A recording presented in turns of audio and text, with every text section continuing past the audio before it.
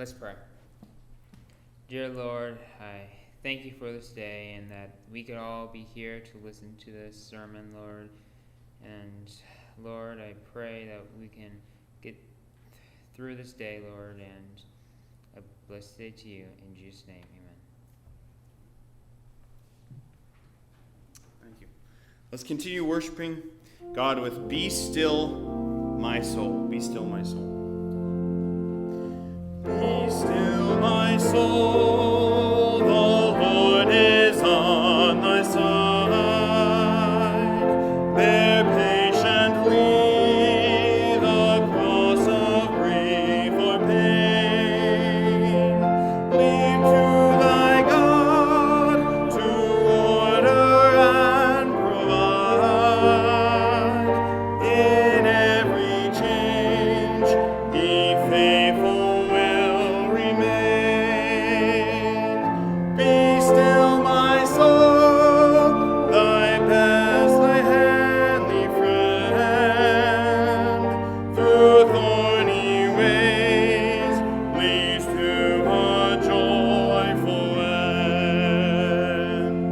Be still, my soul, the Lord doth undertake to guide the future as He has the past. Thy hope, thy confidence, let nothing shake. All now mysterious shall be bright at last. Be still, my soul, the waves and winds still know His voice who ruled them while He dwelt below. Be still, my soul, the hour is hastening on, when we shall be forever the Lord. When disappointment, grief, and fear are gone, sorrow forgot, love's purest joys restored. Be still, my soul, change and tears are past, all safe and blessed we shall meet at last. Amen. You may be seated as we begin our prayer focus. Rachel, come on up.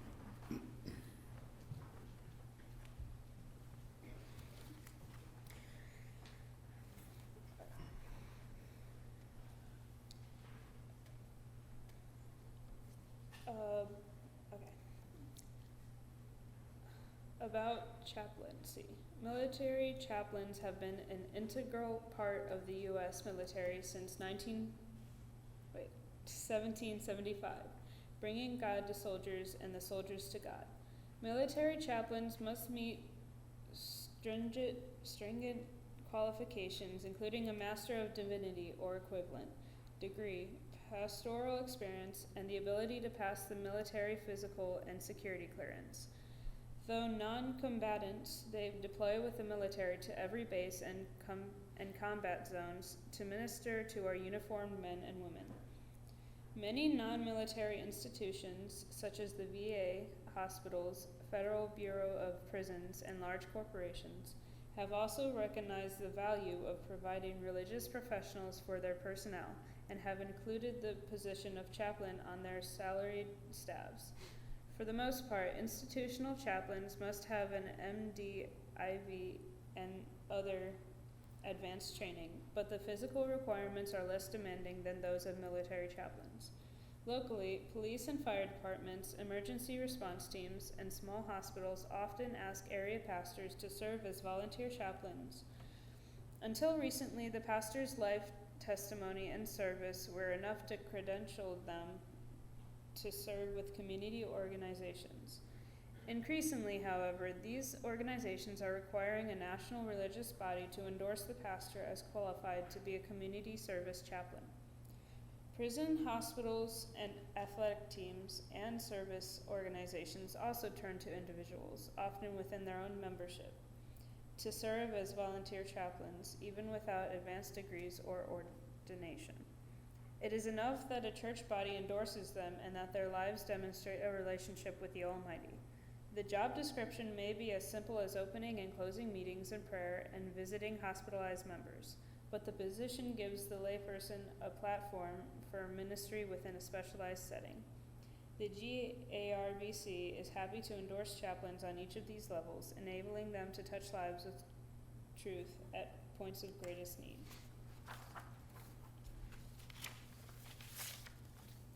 Endorsement is a professional credential that affirms to the military or civilian employer that a chaplain has the basic requirements of his faith group, in our case, the GARBC, to provide ministry in a specialized setting. It represents a level of mutual accountability and support between the chaplain and the GARBC and a standard of excellence to the using agency. Manning Brown is the director of the chaplaincy ministry for the GARBC. He graduated from Michigan State University with a BA in telecommunications. In addition, he holds an MED from Pennsylvania State University and MA from Air Command and Staff College. Manning and his wife Jennifer were married in 1988 right out of college, and shortly thereafter left for active duty with the Air Force. In nearly 22 years of service, they moved multiple times, including 2 tours in Germany. Manning spent 4 years on missile combat crew in the Minuteman III ICBM, before career broadening into Air Force recruiting service and later as a public affairs officer. In that time, he served as a squadron commander, and when he retired as a lieutenant colonel in 2010, he was the Deputy Director of Public Affairs for U.S. Air Forces Europe. In addition, he had 3 deployments in the course of his career, 1 in Turkey and 2 in Iraq. Since retiring from the Air Force, he worked 3 years at Baptist Bible College, now Summit University, as an administrator and adjunct faculty member. In 2013, he and Jennifer moved to the Chicago area, where he assumed responsibilities as Director of Marketing and Communications, and then in 2015, Director of Chaplaincy. While in the military, Manning had numerous opportunities to serve the Lord in churches and chapels, literally around the country and the world. Licensed and ordained while on active duty, he has taught and preached the gospel in a variety of environments. In his role as director of GARBC Chaplaincy Ministries, he ministers to the needs of our chaplaincy families and communicates to the churches of our fellowship the opportunity for outreach through military, institutional, and community service chaplaincy. Manning and Jennifer have 2 grown sons, Connor and Austin. Grand Rapids, Michigan. Manning Brown, regular Baptist chaplaincy director and endorser, spoke at Good News Baptist Church on January 10th. This was the first time since February 2020 that Jennifer and I have been able to travel related to the chaplaincy ministry. We have truly missed it, Manning says. During the worship hour, Manning shared about regular Baptist chaplaincy, its chaplains, and the impact of their ministries. During the education hour, he and his wife Jennifer answered questions about chaplains and their families. The pastor of Good News Baptist Church, Brian Sitterquist, is a member of the GARBC Council of 18 and serves on the chaplaincy committee. I am so grateful to Brian for inviting Jennifer and me, Manning said. We look forward to seeing our travel calendar fill up in the coming months to share with more of our churches and to visit our chaplains and their families in the field.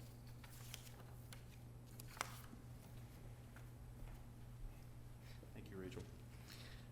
I don't think I've had the chance to meet Manning, although a number of you have, I'm sure, supporting him as one of our missionaries. And you never know how much people are going to affect others. It is a ripple-down effect, a trickle-down effect, and it's even more important to lift them up in prayer. join me as we pray for Manning and his family and ministry.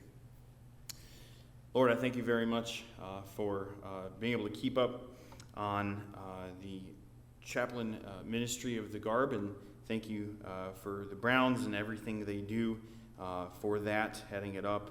And it is truly an important part of our ministry as Christians in this country, especially that we are in. And as qualifications become even more difficult to obtain, I thank you that there are men that still pass snuff that can continue to minister and begin to minister to those, whether it's prisons, hospitals, deployed units, what have you. I just thank you that there are those willing, Lord, to work under his leadership, to be successful lights in their own communities, in their units, wherever they're deployed, Lord. Pray for him and his wife's travel schedule as they are throughout the Midwest and elsewhere, and that he might be able to come this way sometime soon so we can hear an in-person update as to what they have been able to do, Lord. But we just lift them up in prayer as it is difficult to be on the road. I know even for short weekends or periods of time, and living that way, I pray that you'll be with their endurance and time efficiency, Lord, as they try to hit up as many places as possible. Give him good communication with those under him, the chaplains who are really the boots on the ground here as far as interacting with the soldiers or veterans one-on-one and hearing all of their spiritual issues, which are usually related to physical or mental things, PTSD and whatnot. I pray that you would give those men the depth, the maturity to counsel those others who they've trained with, some of which they've fought with, and it is an extremely valuable ministry. I pray that we'll continue to hold Manning up in our prayers as we continue to support him and his wife, Lord. In Jesus' name, amen. Take our own chance to continue worshiping God. Go ahead and stand with me as we sing two more songs, choruses actually. The first is Fill My Cup, Lord. Stand with me as we sing Fill My Cup. Fill my cup, Lord, I lift it up, Lord. Come and quench this thirsting of my soul. Bread of heaven, feed me till I want no more. Fill my cup, fill it up and make me whole. Let's go ahead and just go back and sing that one more time and hold out the ending this time. Fill my cup, Lord. Fill my cup, Lord. I lift it up, Lord. Come and quench the thirsting of my soul. Bread of heaven, feed me till I want no more. Fill my cup, fill it up and make me whole. And God will make a way.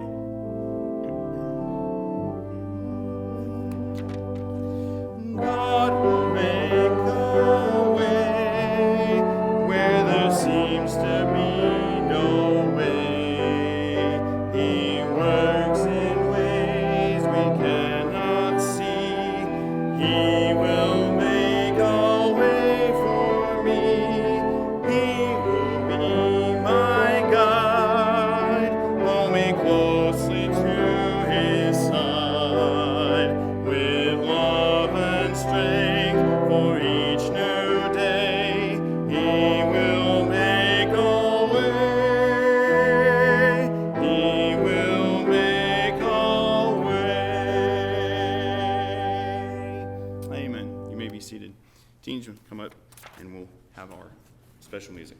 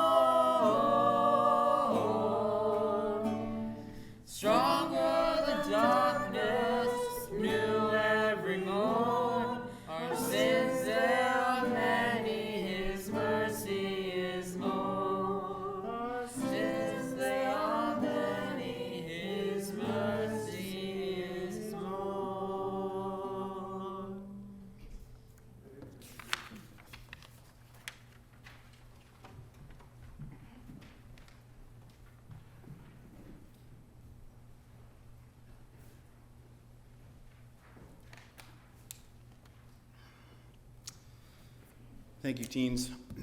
If that song wasn't familiar to you, that's one I think we learned at the fall retreat last fall down at Skyview. I've been singing ever since.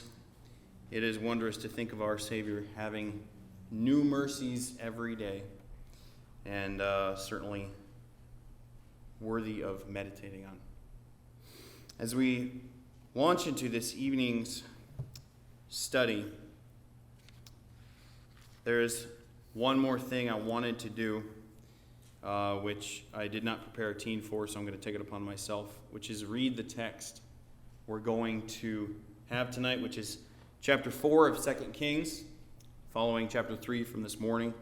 And we're only going through verse 17, but I want to make you familiar with the entirety of it, the passage. So when you find it, please stand and I'll read it, and we'll have a short word of prayer, and we'll go further deep into this. 2 Kings 4, 1 through 17.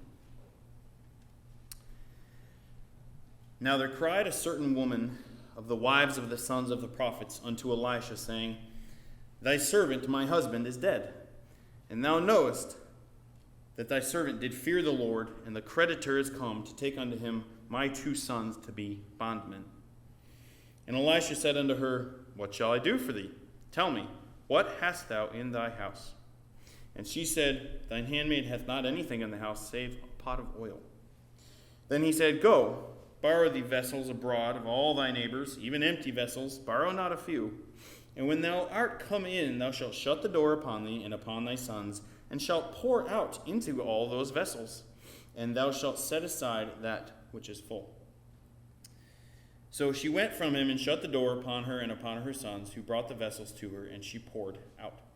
And it came to pass, when the vessels were full, that she said unto her son, Bring thee yet a vessel. And he said unto her, There is not a vessel more. And the oil stayed.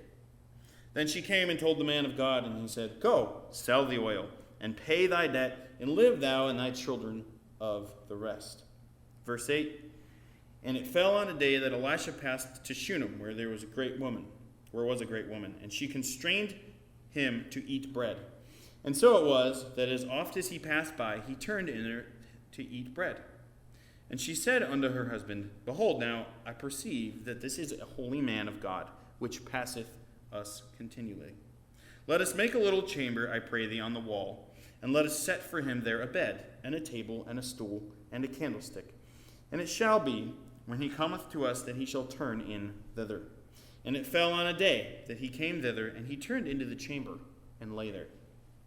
And he said to Gehazi his servant, Call this Shunammite. And when he had called her, she stood before him.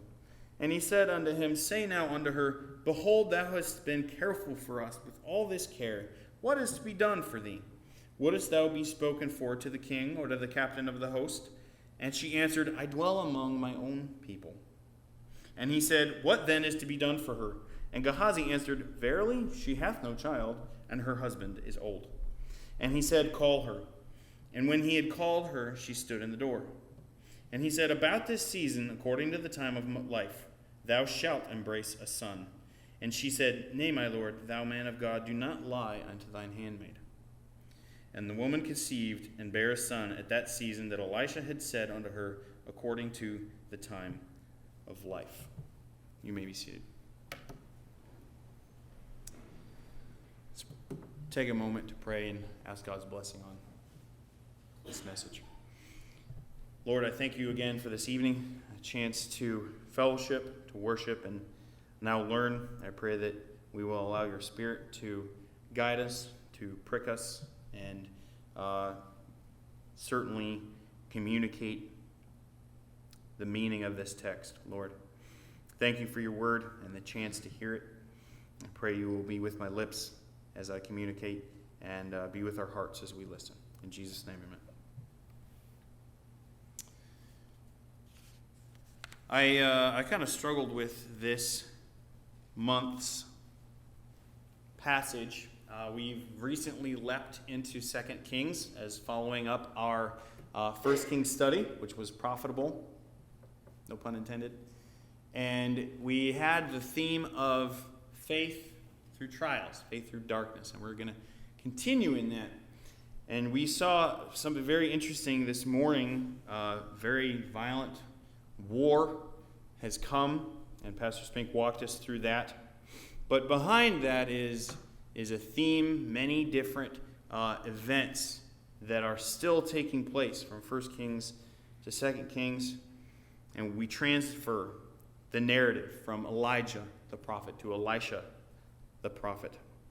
And thus far he's been connected with his master, Elijah. Even this morning he was still called or recognized as the one who washed Elijah's hands. He still really doesn't have his own popular, famous name. He's still tied with his master. We know he was literally and figuratively handed Elijah's mantle, but the world at large right now doesn't necessarily know that. So in this passage, we're going to see two different times where God gives his servant the tools he needs to succeed by verifying his prophethood. So I want to put forth that God always gives his servants the tools they need to accomplish his work, God's work, as a truth. And we're going to explore how that is true in the coming 17 verses. Firstly, God verifies Elisha's prophethood through a widow in verses 1 through 7. He verifies his prophethood through a widow. There are many times where messengers from kings, from people, from groups are not believed. Nowadays we call them ambassadors or emissaries, and we even have embassies in foreign nations where they are given the authority to communicate the president or the cabinet or the secretary's will or their wish to those foreign powers. Well, Elijah and Elisha were God's emissaries, his messengers on earth. And sometimes people did not believe them or their message. There are many times in 1 Kings where Elijah was fearful, where he didn't always do what he was told to say, but God used him in a mighty, mighty way because God himself is mighty. And we see him trying to work in Elisha's life here by showing his power through this specific prophet. So in verse 1, we see the situation that is come upon him. It is not a war, it's not a battle or offerings, it is merely a widow. It says, "Now there cried a certain woman of the wives of the sons of the prophets unto Elisha, saying, Thy servant my husband is dead." So she identifies herself as a widow of whom? One of the wives of the sons of the prophets. Now that should be a familiar phrase. It was throughout 1 Kings, and it was actually in the chapter that I preached last time, 1 Kings 20. And there's 3 or 4 different phrases used in Scripture to describe a prophet or a man of God. In 1 Kings 20, 22, and 28, 35. Sons of the prophets, man of God, messenger, are all synonyms or synonymous phrases describing someone who speaks for God, who has a word from the Lord. And we said we didn't know if there were schools founded or a guild or what have you, but there was a group that were recognized as studying under these prophets and having words from the Lord. So there was some officialness to it. There was a recognition of their authority. And this was the family, the wife, and you come to see sons of one of the sons of the prophets. So she identified herself. Why was she needy? She explains. Thy servant, my husband, is dead. So she recognizes her former husband's inferiority to Elisha, being under him, and says, Thou knowest that thy servant did fear God. So he was a godly man, in her and Elisha's opinion. And the creditor is come to take unto him my 2 sons to be bondmen. Now that was actually not that unusual of an occurrence. It's rather cold but you've probably heard of debtor's prison. That was a thing all the way up until about the 1800s. Nowadays, in America anyway, you can just declare Chapter 11 and you're pretty much off the hook. But then the descendants were considered just as culpable, just as guilty of the money debt, the borrowing debt, as the ancestor or the borrower. And to us, that doesn't really seem fair. And maybe it's not. But it was the reality of that time in Israel. So that was the situation, the context of Elisha being involved in this. He was known enough for her to come to him, so he did not have anyone know who he was, even if he wasn't as well known as Elijah yet. But she came to him for assistance. Secondly, I want to see exactly who was asking. It was a widow. That was her technical status once her husband passed away. But you can divine several characteristics of this woman from verses 2 through 5. And just from the first one, it seems to me like she is a humble woman. Even though she is a spouse of a prophet, an established man of God who feared the Lord, so was deserved much honor, and a father and a good husband, she was humble enough to seek assistance. Maybe it was desperation for the love of her sons to not want to be someone else's servants the rest of their lives or until they paid off their father's debt. But whatever it have you, it was not above her pride level to come to Elisha for assistance. So it's shown she's humble. She is also honest. If you look at verse 2, Elisha said to her, "What shall I do for thee? Tell me, what hast thou in the house?" So he doesn't really question her as far as whether he will help her. It is practically right away assumed. And she answers immediately, "Your handmaid has nothing in the house save a pot of oil."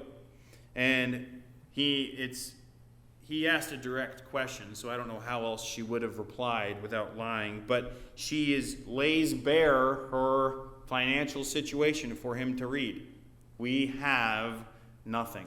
And it doesn't communicate what kind of house it is. It could be a hovel. It could be a 2-story mud hut. We don't know.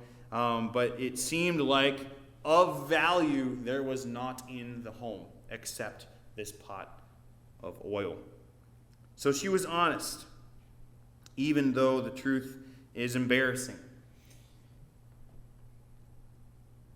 Thirdly, I want to show you in verse 5, she was also compliant, even when his request seemed foolish. I'll read 3, 4, and 5 to give you some context. He said, "Go, borrow thee vessels abroad of all thy neighbors," so go out and collect all of them, empty vessels, mind you, and not a few. So if it's not a few, it'd be many, right? She borrowed many. "And when you come in, you will shut the door." This is interesting. "Shut the door on you and your sons, and pour out into all those vessels, and thou shalt set aside that which is full." All right, that was verse 3.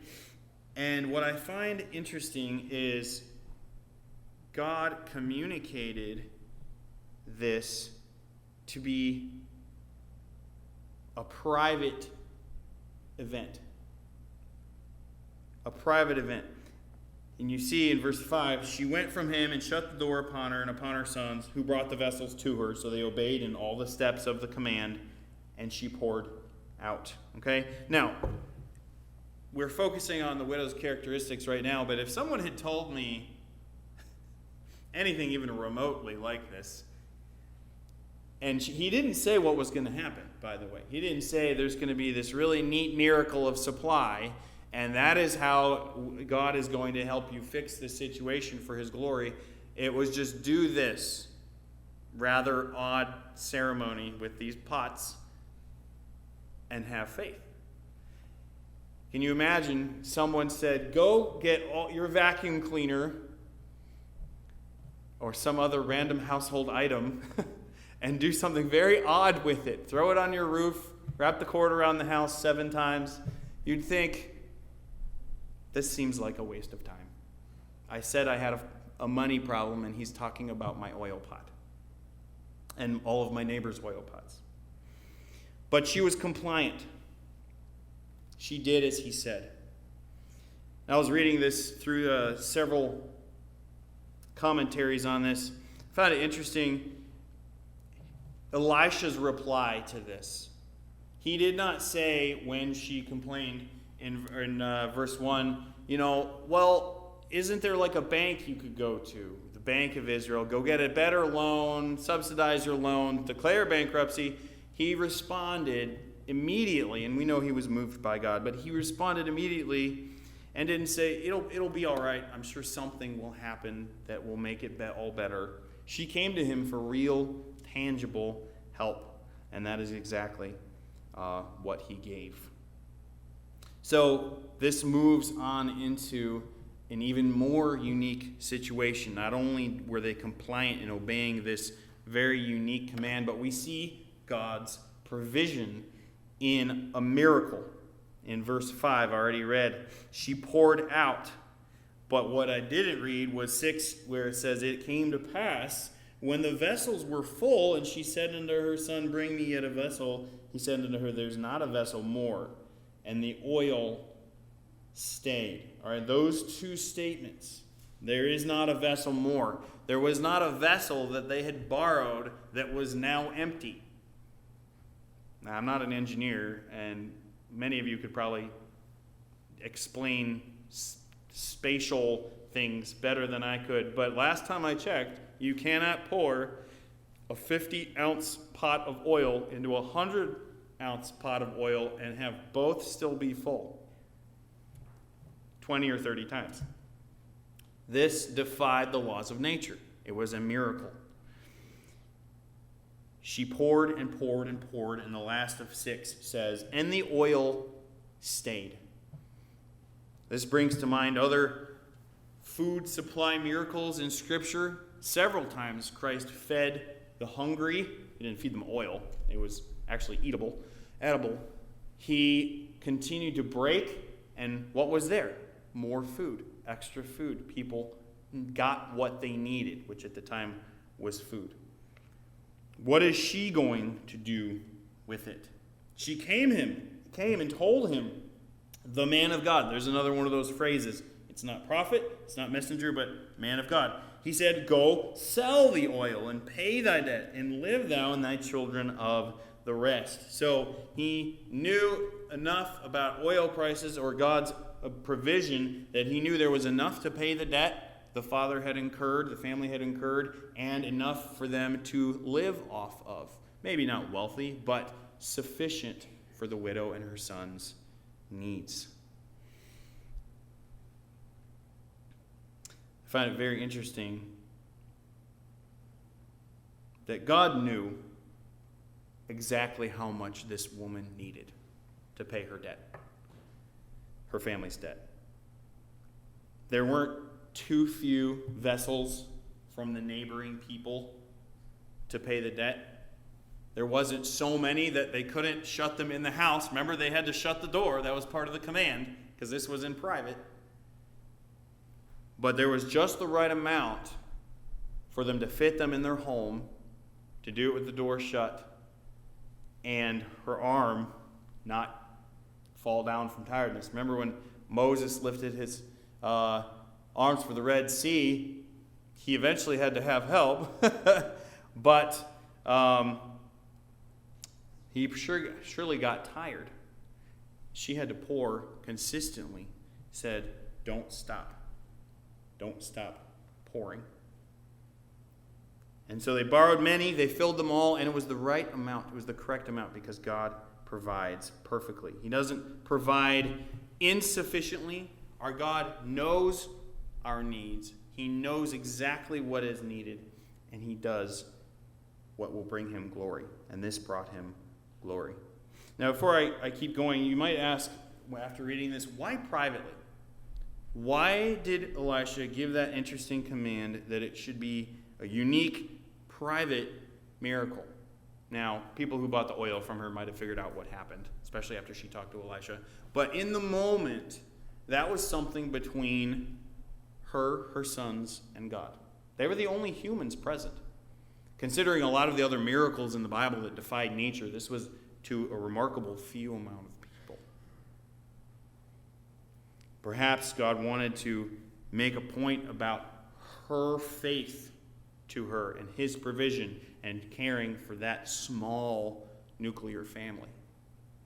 Whatever it is, it doesn't bring him any less glory than what we consider large miracles or large number of miracles. It was God being who he is, giving and providing. Another commentator mentioned on this, when applied to our lives, when she stopped pouring the oil out, God, the miracle ceased. The miracle stopped. The oil was still there. But when we stop bringing ourselves, our needs, our vessels, if you will, we are a vessel, to God to be filled, he stops giving. We must ask for the things that we desire. There's this children's Bible that I read to my sons sometimes, and there's small fictional stories in between the Bible stories to explain the concepts. One of them is this large creature, I think it's actually a stuffed animal, who won't help the smaller creature like him because the smaller creature hasn't asked for help. And it seems stubborn at first until the large creature explains to the owner, if I help before they ask, how are they supposed to learn to be an asker? Which, as a parent, is a lot more convicting than my child probably got out of it. But, which is fine, Bible story. But God wants us to be askers. He cherishes the relationship that we have with them, especially when we communicate it through faith. I need you, Lord. I want to need you now. This story and the one that follows can actually be compared and contrasted with the account of the widow and Elijah in 1 Kings 17. There's a lot of different similarities between their ministries. But both texts, there was a woman in need, and in both accounts, oil helps solve a financial crisis. I found that fascinating. We just looked at it, 3 or 4 months ago, maybe not even. And in both instances, God uses a small vessel of oil, and they consumed it. That was a different type of miracle.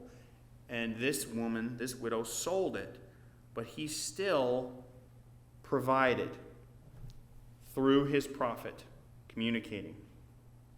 So not only does God show his power and provision through Elisha in a widow's life, but he also verifies Elisha's prophethood through a woman, another woman. This is verses 8 through 17.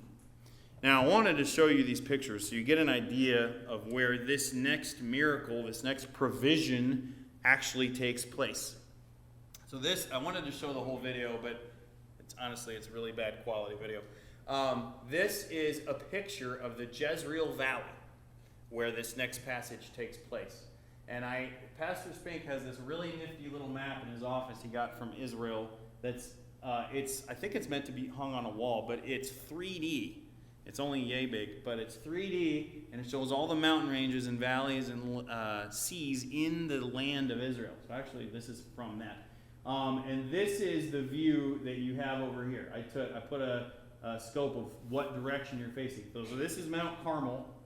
So this picture taker is standing on the fringes of Mount Carmel on the bottom slopes here on the south east, and taking it southeast towards, this is Mount Gilboa right here.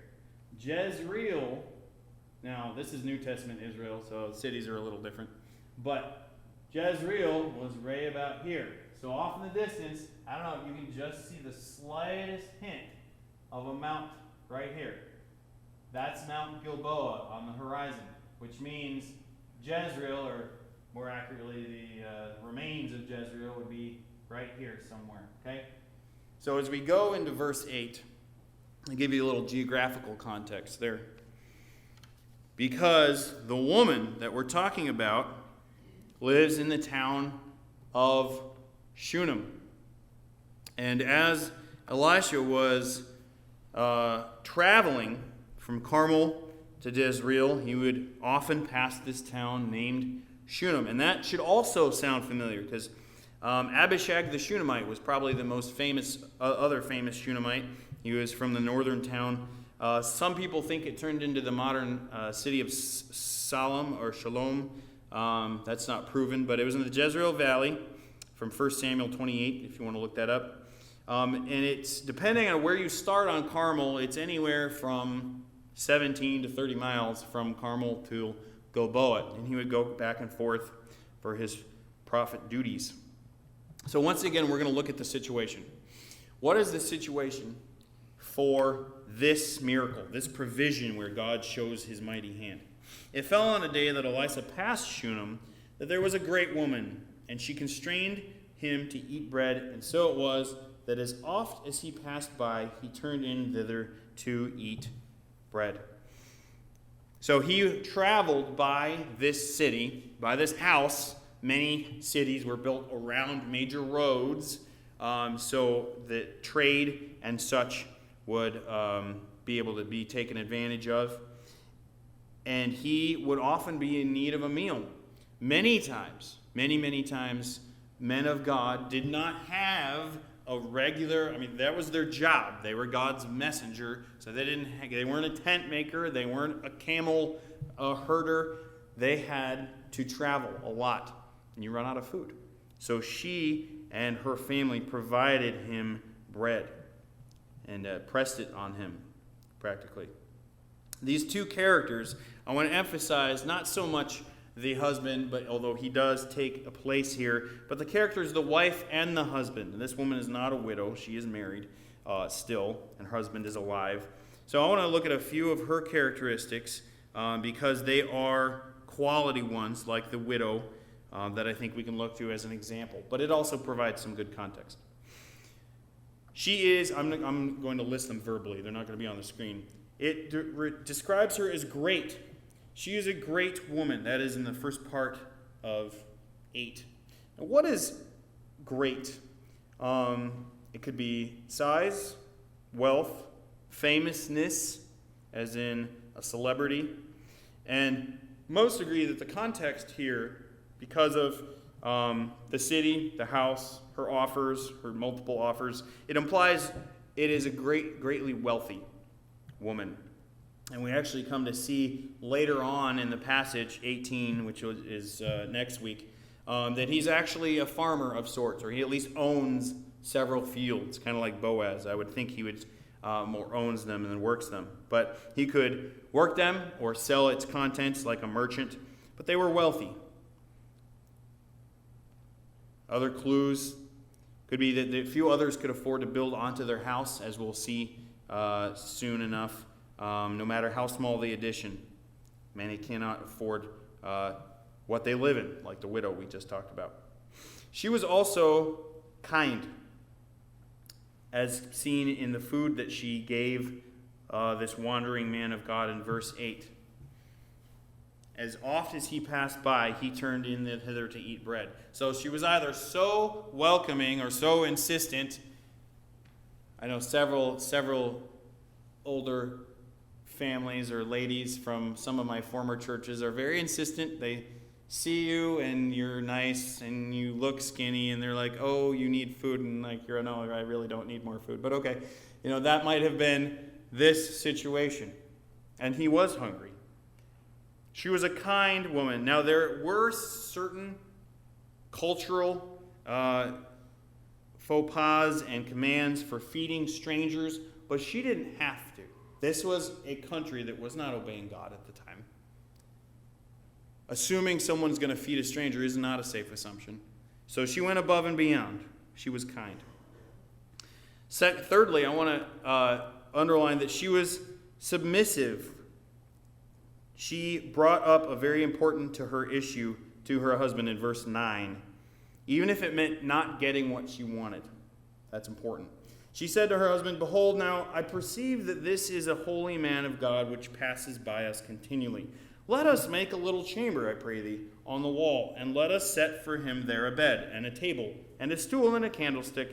And it shall be, when he comes to us, that he shall turn in thither. Now, she obviously got her way, because between 10 and 11, somehow there is a chamber built. It doesn't say, and they toiled thereof, 365 days, and then it was built. It was built between the verses. So he acquiesced, or said yes. But I think it's important, she did not make this decision by herself, even though she was obviously the person who had the idea. She discussed it with her husband biblically. And there was the chance that he wouldn't have cared about the man of God, that he wouldn't have cared that he didn't have anywhere to sleep, and then it might not have gotten built. But I think that's important. Another word Scripture actually uses, a characteristic it points out that she had, also in 9, is that she was perceptive. It says in the middle, I perceive that this is a holy man of God, which passes by us continually. Which means, I think, that the first time she offered food, she didn't know that. It wasn't like he was famous, where, he had trumpeters and horsemen going in front of him and saying, here comes Elisha. Not like the man from Esther, was his name? Haman, where, here comes the Savior. That's not how it worked. He traveled on foot, most likely, like a humble messenger, and she offered him food, and they talked and realized, this is a man of God. And he's down our way often, and he is often in need. God made her perceptive or spiritually aware. Now, if she was a great lady, a wealthy lady in the town, then she could very well have had dealings with other people and had heard his reputation as a man of God also. It doesn't say. Makes you wonder, though, how much more helpful would we be if we were truly perceptive, spiritually or physically aware of those in need around us, like she was. In verse 10, she was generous. And honestly, this is above and beyond feeding. She wanted to house this man. I already read verse 10 to you when she made her request to her husband. And it came to pass, because 11, it fell on a day that he came thither and turned into the chamber and lay there. Now this was a very simple room. Very simple room. And that is okay. He didn't need to do anything besides rest, really. When that happened, he was their guest and didn't take advantage of them, but took advantage of their hospitality, went ahead and did it. Can you imagine if somebody built you an addition to their home and you're like, no, I'm not going to visit anymore, thanks. He continued to visit, and when he did, he used their gift to him. He used what was provided. Now, this launches us into a very unique part of this text, where verse 12, he traveled with his servant, Gehazi, and when he was there, he said, call the Shunammite. I don't know why he referred to her that way. But Gehazi did, and when Gehazi had called her, she stood before him, before both of them. 13 says, and he said unto him, say now unto her, behold, thou hast been careful for us with all this care. What is to be done for thee? Now, I do not know why he did not speak to her directly, whether that had to do with being a prophet or there was a language barrier. I highly doubt it was a language barrier because of where they were, but he did not speak to her directly. He communicated through a servant, and he offered her several different things. Wouldst thou be spoken for to the king or to the captain of the host? Now, this prophet, even though he was poor and traveled much and didn't have an occupation like the rest of us do, he did rub shoulders with very important people. He spoke to kings, as we saw from the last chapter. His master confronted kings. And they talked to generals. And they provided things with God's blessing. So he was saying, I would go to the leaders of this land for you and give them a request if you wish it. You have been that kind. God wishes to bless you in that way. But she answered, and this is the last characteristic I'll point out, I dwell among my own people, which is to us kind of a confusing answer. It wasn't no and it wasn't yes. But you see from the context later that it was no. I don't need a message sent to the king. Can you imagine if somebody came up to us, a Secret Service agent, and said, I have recently noticed that you paid your taxes on time. I want to take a message from you to President Biden, and you can say whatever you want to say. I'm going to see him next week. What do you want to say? How many of you would actually say, no, I have no interest in being in communication with the leader of the free world? I think that'd be kind of a crazy opportunity to pass up entirely. But she did. She identified herself with her own people, whether those are the Shunamites or that region of Israel. We don't know, but she was satisfied. That's the last characteristic I wanted to say. She was satisfied with her lot when offered more. I put offered the world. She wasn't really offered the world, but she was offered more. She could have become probably more wealthy, more well-known, and she didn't want that. I think she had gotten what she wanted because she asked her husband for it. She wanted to be helpful to a person of God, and she got it. Now, this continues into this interesting issue, this problem, if you will, with her. And so she left, and he said, what then is to be done for her? He wasn't going to give up. There was a debt, if you will, to be settled. And his servant, Gehazi, answered, verily she hath no child, and her husband is old. So, I don't know why Elisha didn't think of this, because it seems pretty logical, but he had to ask his servant's advice. And his servant said, a kid. Give them offspring. And this should actually be familiar to seasoned readers of Scripture. Childless couples are throughout Scripture, really, that endured the cultural shame or pain of not having children, especially sons, when in that culture sons were very important. Carry on the family name and work, usually their job. But we've seen a number of couples be given miraculous children in Scripture. Abraham and Sarah, Elkanah and Hannah, which are Samuel's parents, and Manoah and his wife, Samson's father, all faced this situation. So lastly, we see that God provided a great blessing, not oil this time and not finances, but a child. So he called her back. He told Gehazi, call her back. And when he had called her, she stood in the doorway of this room. And he said, about this season, according to the time of life, thou shalt embrace a son. That was a statement. It wasn't a promise. It was a statement. Elisha was communicating to her what would happen. And it hadn't happened yet. So technically, this is a prophecy. God is going to do this for you. I think it's funny. He didn't even ask, do you want a kid? I don't know. I think I might be asked, what's the biggest thing you want?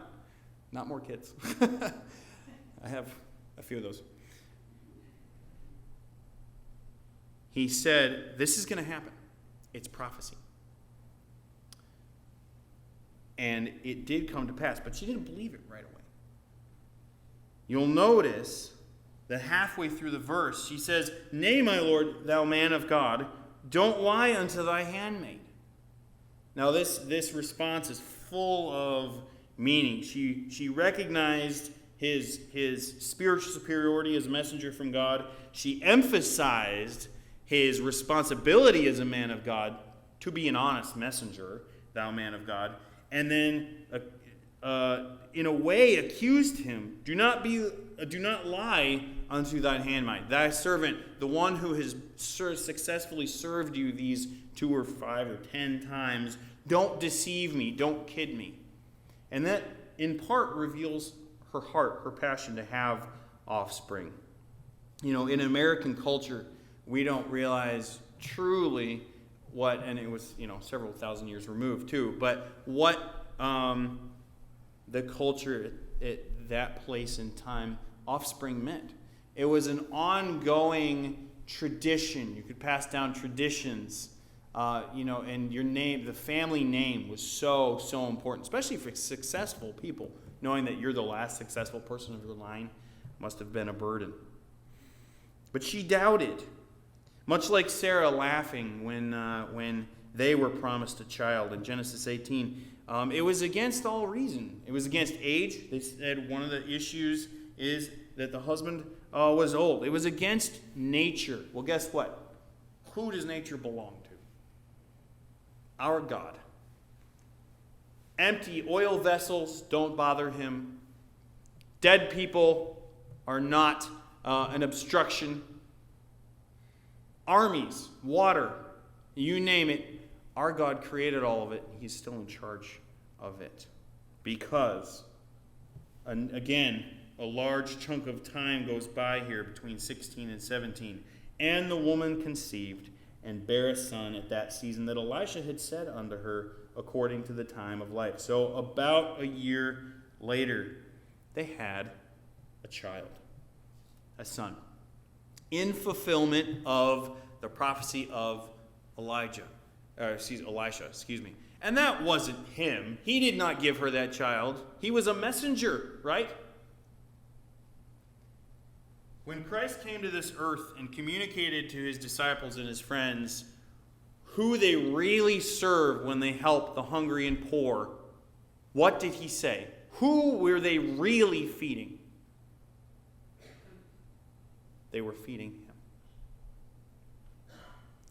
When they were housing the needy, they were housing him.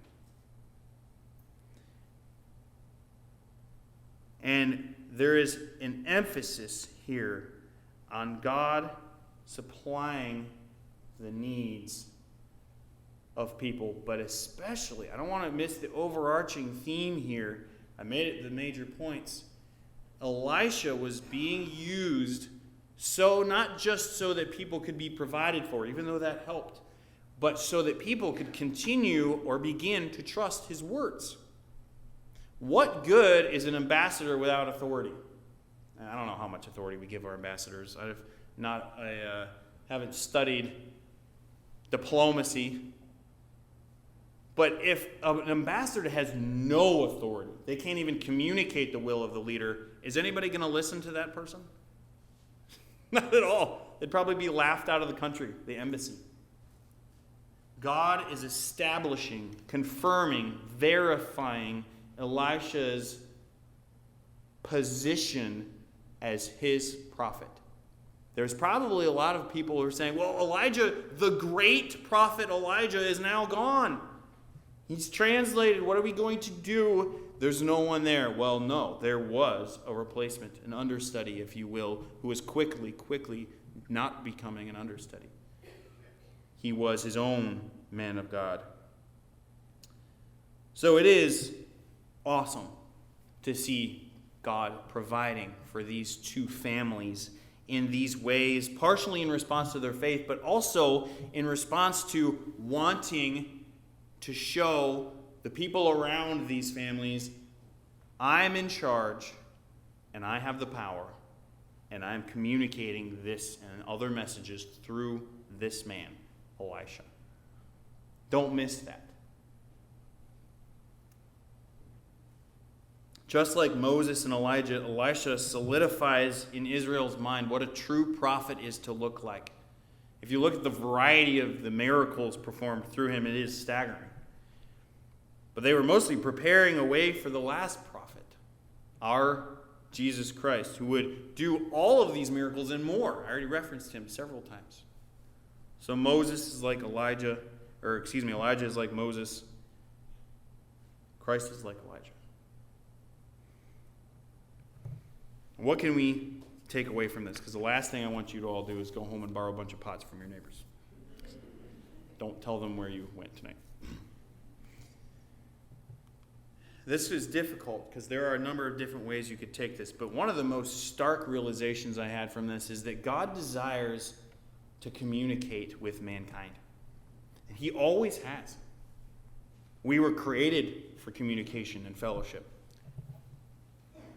Even Directly after the fall, God reinstated communication with mankind. And yes, he had to deal with the fallout of our foolishness. But even in that moment, he planted the seed of hope. You're going to crush or bruise Satan's head. He desires this communication. And in this dispensation that we've been studying, he communicates through prophets, through people, men of God. And they spoke the word of the Lord. I don't remember if we told you to study this, but when we first started, I think Pastor Sping told me, read through 1 Kings and underline how many times the phrase, the word of the Lord, takes place. It's a lot. Why? Because the people in Kings were tasked with communicating the word of the Lord. It's not the word of Elijah. It's not the word of Ahab. It's not the word of Jezebel. Nobody else's message matters except God's. If you hear from a prophet, you hear from God. And in many ways, that's a modern application too. I'm not saying I've not made mistakes preaching. But you hear someone communicate Scripture that stays true to the text. You're hearing the word of the Lord. Don't set that aside lightly. Allow the Spirit to work, to move, to convict. The second thing I think is amazing is that we need to take comfort that God really does have power over all things. Could he have said no to that widow who asked Elisha for help? Yeah, he totally could have. And somehow that would have brought him glory. But he decided to be obvious about it, to provide this very valuable product that she could sell on the market, and that's how he brought himself glory. But he did a miracle to do it. He could have said, go out and borrow all of your neighbor's oil and sell it, and I'll make them not mad at you. That'd be a very interesting miracle. But instead, he miraculously duplicated the oil she already had in her house. God has power over everything. Still go to the store and buy groceries this week. But consider next time you are in doubt that for some reason you don't want something to happen. Why is this happening to me? God has control over everything. Yes, even the evil things he allows. He could stop it like that if it were to bring him glory. Lastly, God validates his methods of communication. Now, in this age, miracles were the main way that people could trust prophets' words. We just saw two of them, very obvious ones, very large ones, being shown through this passage. We can trust Elisha because he speaks for God. How does God speak to us now?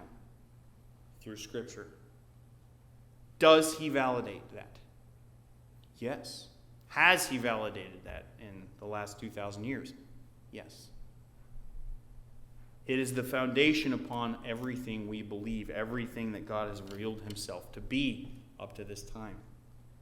The Spirit within us validates that. Creation itself validates that with every second that ticks by. It's beautiful. Well, there's many other applications we could eke out of this, but I don't want to drag on. This was a profitable study for me. I pray that the Spirit revealed some things to you and that we can walk away this evening trusting in his power, especially. The Old Testament is just rife with examples of God's power being shown, especially in the physical realm. Don't forget that. We have the blessing to live in the church age where, in my opinion, it's a lot more peaceful than war-battered Israel, where nations rage against each other, but we still serve a God who could do anything he wants at a moment's notice. And he's warned us the next thing, the rapture, will happen, Adam, with no moment warning whatsoever. Any moment. And I know we joke about this being a shoot, and it does look like a lot like a shoot. But I'm excited about God's plan, about the future, even if we don't get to be on earth to see it. God has plans, and they are wondrous, and they will give him glory like the rest of history has. I hope you realize that. Let's pray. Lord, I thank you very much for this evening, and I pray that we truly stayed true to our text this evening. There's so many themes, but you were seen in it and behind it. Pray that we would stay focused on you. It's so easy to not see you behind our life and in our life. I pray we would not succumb to that temptation, only seeing the visible, the surface, but allow you to be in it so much, Lord, that you guide our steps, guide our footsteps, and are part of each decision in our life, as Elisha allowed himself to be moved by you back when he was ministering. Lord, make us people of God, ministers, messengers to this world. The message is slightly different, but it is still you wanting to communicate and fellowship with your creation. Let us be burdened for our neighbors, for their salvation. Let us be burdened for our country as we continue to strive to be a free nation where we can preach freely and teach and witness freely, and that we would be brave or courageous, rather, enough to do that, loving enough to do that. So many of our siblings have laid down their lives in the past as martyrs for the faith. I pray that even if it's not necessary, we would be willing to do that and prioritize your kingdom over our own physical kingdom here, Lord. Please be with us as we go from this place, fellowship this evening, as we take a small break tomorrow to remember, and that you would bless the rest of our week, Lord. In Jesus' name, amen. You are dismissed.